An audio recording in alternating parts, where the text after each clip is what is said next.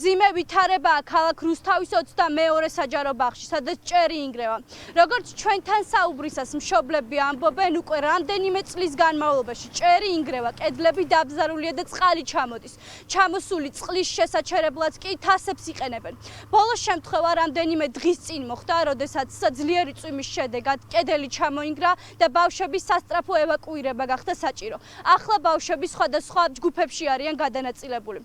მშობლები მერიისგან დახმარებას ელოდებიან. 300-მდე ბავშვს აწვიმს თავზე და არიან აბსოლუტურად საფრთხის ქვეშ, რომ შეიძლება ნებისმიერ დროს ეს ჭერი ჩამოინგრეს. დავინახე, რომ წვიმდა, როგორც გარეთ წვიმდა, ისე წვიმდა სახლშიც და ესა ბაღშიც და თასი იყო შედგმული ამ წვიმაში, რომ იატაკიც არ დასვალებული იყო. ბავშვები რომ მიდიან ბაღში და მთელ დროს ატარებენ, ჭერიდან ჩამოცვენილი ნანგრევები თავში არ უნდა ეცემოდეთ. ბაღის გაერთიანებამ განმარტა, მაგრამ ეს განმარტება არ არის ჩემთვის და არც ერთი მშობლისთვის ალბათ რელევანტური, იმიტომ რომ დამშვიდი, როგორ უნდა დამშვიდნენ, 2 დღეში მოგვარდება ეს პრობლემა.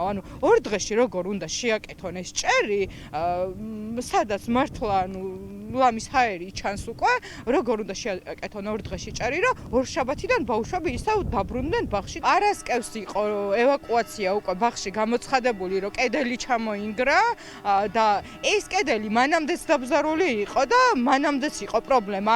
პირველი შემთხვევა არ იყო, რომ წყალი ჩამოვიდა ჭერიდან, ბევრჯერ იყო მსგავსი შემთხვევა, უბრალოდ რეაგირება არ მოახდინეს მანამ, სანამ სოციალურ ქსელში არ ავტვირთვა ეს მასალა. ამ შენობის ჭერი ყველა ჯგუფის თავზე არის ერთი.